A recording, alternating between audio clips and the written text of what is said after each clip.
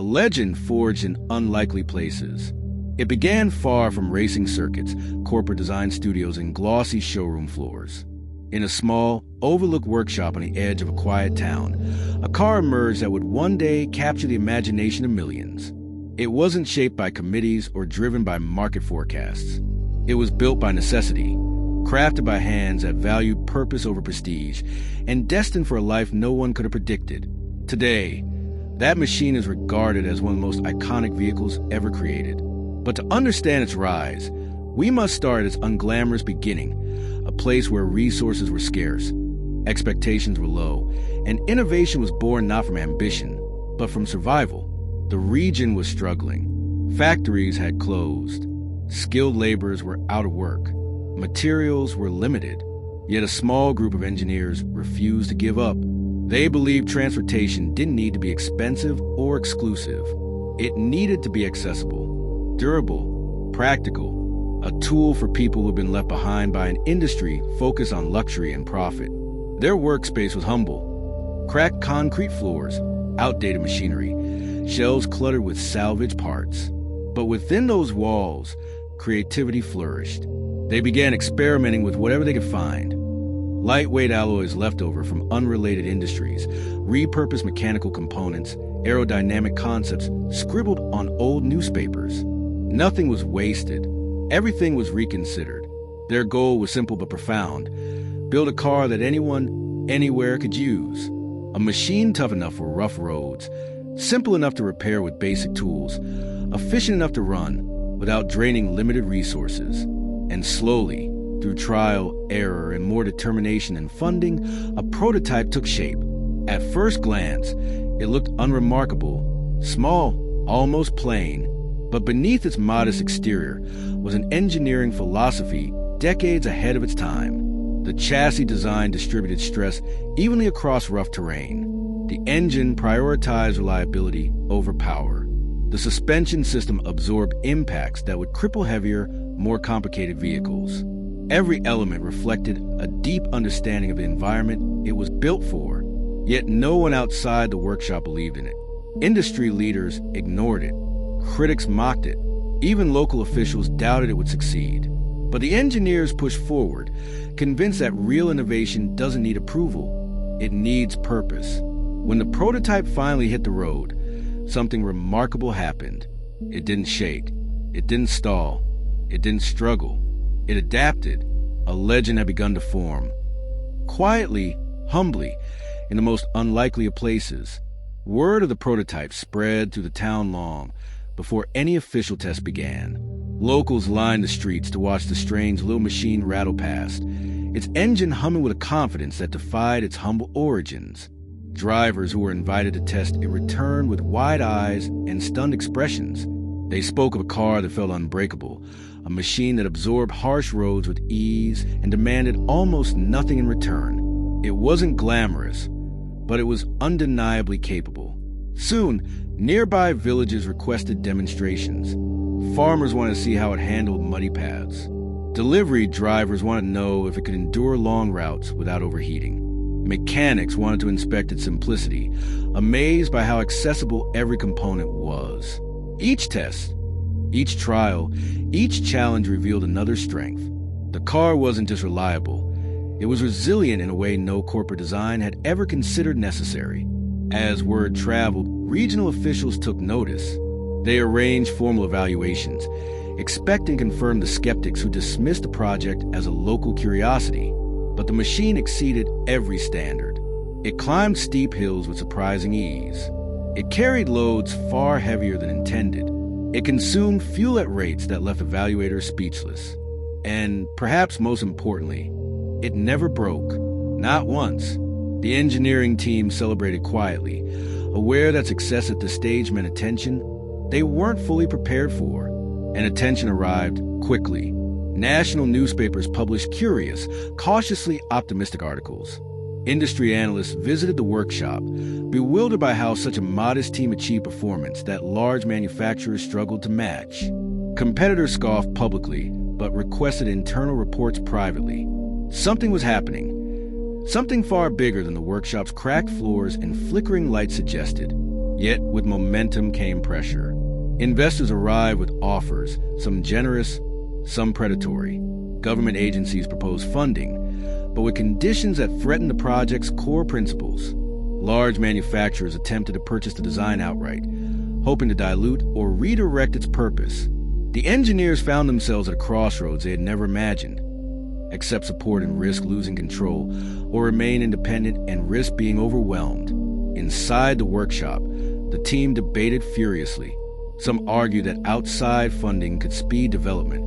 Others feared the design would be chained beyond recognition, stripped of simplicity that made it revolutionary. As tensions rose, a rift formed between those who believed the car should evolve and those who insisted it must remain exactly as it was. Meanwhile, the first signs of a deeper challenge emerged.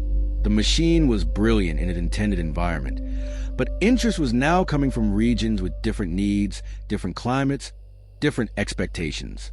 The engineers realized they had built something extraordinary for their own world, but the global stage demanded more.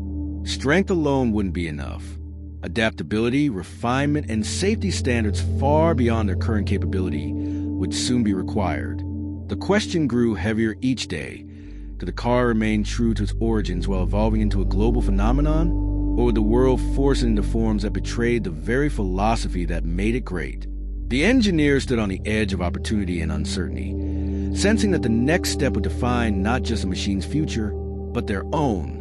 And as they prepared to expand their vision beyond the boundaries of their small town, they realized that the greatest challenges were no longer mechanical. They were political, economic, and deeply personal.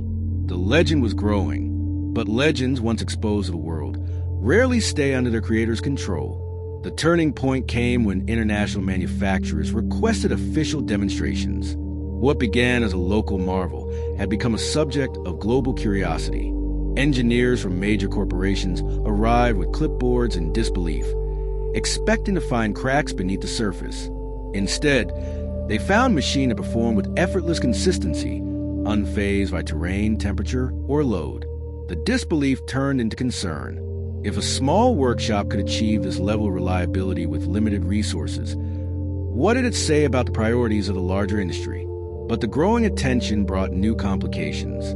Regulatory bodies demanded compliance with safety and emission standards that the team had never anticipated. Certifications required expensive testing equipment. Redesigning key components risked compromising the simplicity that defined the car. Even minor adjustments, such as reinforcing structural points or integrating new safety systems, threatened to raise costs beyond the budget of the workshop. The engineers suddenly found themselves navigating a labyrinth of bureaucracy that felt more daunting than any mechanical challenge. Amid the mounting strain, the team divided into two camps. One side argued that adapting to global standards was essential. Without evolution, the car would never reach the mass market it deserved. The other side warned that excessive changes would dilute the very soul of the machine. Every new requirement felt like a tug that pulled the car farther from its roots. Heated arguments echoed through the workshop late into the night. Voices cracked, friendships strained, and the once unified team felt itself beginning to fracture.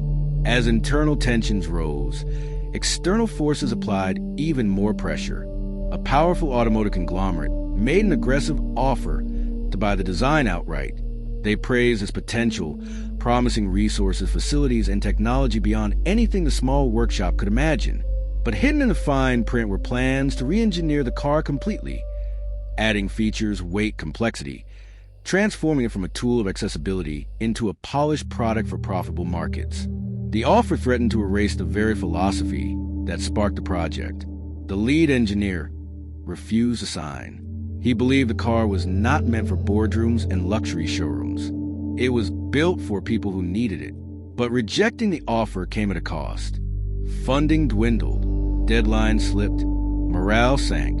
Some team members questioned whether loyalty to principle was worth sacrificing the future of the car. And then, as if the situation weren't fragile enough, disaster struck. During a high-profile endurance test overseen by international regulators, the prototype experienced its first major failure, a structural component, one that had never been stressed in local conditions, cracked under prolonged pressure at high speeds. The car limped to a halt. Spectators murmured. Officials took notes. Within hours, headlines suggested the machine's reputation for indestructibility had been exaggerated. Critics pounced on the moment, calling the project naive, underdeveloped, unfit for global use. Inside the workshop, silence fell heavy. The failure wasn't catastrophic, but it felt symbolic, a reminder that the world was larger and harsher than the roads the car had conquered. The engineers gathered around the damaged prototype, studying the fracture lines, tracing the fault like surgeons searching for meaning. And slowly, a realization emerged. The failure wasn't a sign that the car wasn't good enough. It was a sign that the world was forcing it into challenges it was never meant to face alone. But the moment also ignited something powerful in the team. Instead of breaking under pressure, they began to rebuild with renewed purpose. They strengthened the failing component. They refined the chassis geometry. They analyzed international road conditions and identified dozens of small improvements that could elevate the machine without sacrificing its core identity. The failure had become a map, not of weakness, but of opportunity. Still, a larger question loomed over the workshop. Could a legend born from necessity truly survive on a global stage shaped by corporations and regulations? Or would the world reshape it into something unrecognizable? The team sensed the next chapter approaching, a chapter that would determine whether the car remained a miracle of its birthplace or evolved into something far greater, at the risk of losing what made it legendary.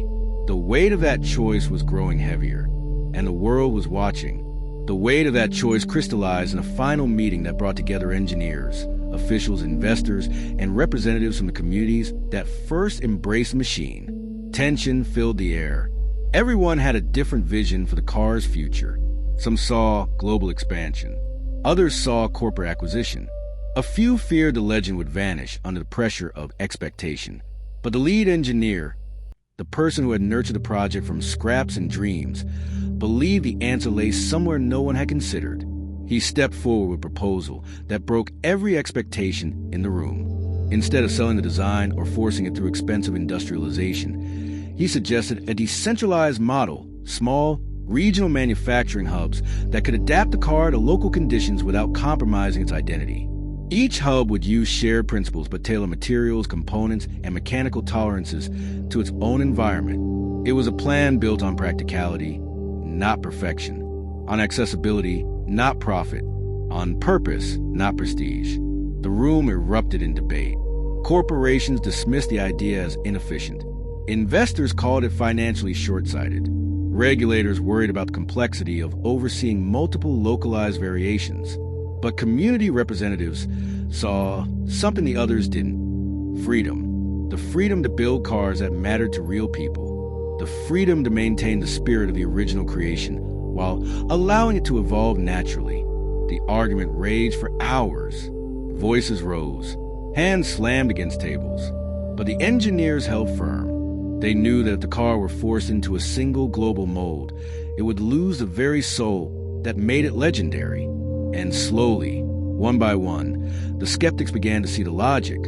A centralized product would drown in bureaucracy. A decentralized ecosystem could thrive on adaptability. With reluctant agreement, the plan was approved. What followed was unprecedented. Workshops sprang up across regions, small, efficient, community-driven facilities that built the car in ways tailored to local needs. In mountainous areas, frames were reinforced for steep roads. In tropical regions, cooling systems were expanded. In remote towns, the simplicity of the original design was preserved almost untouched. The car didn't have one identity. It had many, each authentic, each rooted in the heart of the community that built it. And something extraordinary happened. Reliability soared. Costs dropped. Word of mouth spread faster than any marketing campaign. The machine, once doubted and dismissed, became a symbol of empowerment, a legend forged not by corporations, but by people. It carried families, workers, farmers, dreamers. It crossed landscapes where other vehicles failed. It adapted to cultures, climates, and challenges in ways no mass-produced model ever could. Manufacturers around the world watched with disbelief as a decentralized network, something the industry deemed impossible, outperformed established giants. They studied the movement, trying to replicate its success without understanding the principle beneath it. The car thrived because it belonged to everyone, not just one company. As years passed, the machine evolved organically. Improvements came from real-world feedback. Innovations emerged from workshops, not boardrooms. And the original engineers, now older and quieter, watched with a mix of pride and awe as their creation became a global phenomenon without losing its humble origins. Its legacy wasn't defined by horsepower, design awards, or production numbers. It was defined by resilience, by adaptability, by the simple truth that great machines don't have to be born in perfect conditions. They can rise from unlikely places and change the world one imperfect, determined step at a time. The legend survives today in countless forms, each shaped by the hands that built it. It stands as a reminder that innovation isn't always loud or glamorous. Sometimes it's small, practical, and grounded in the needs of people who were never meant to be part of the automotive narrative. Sometimes the smallest shift in perspective becomes the beginning of a new future.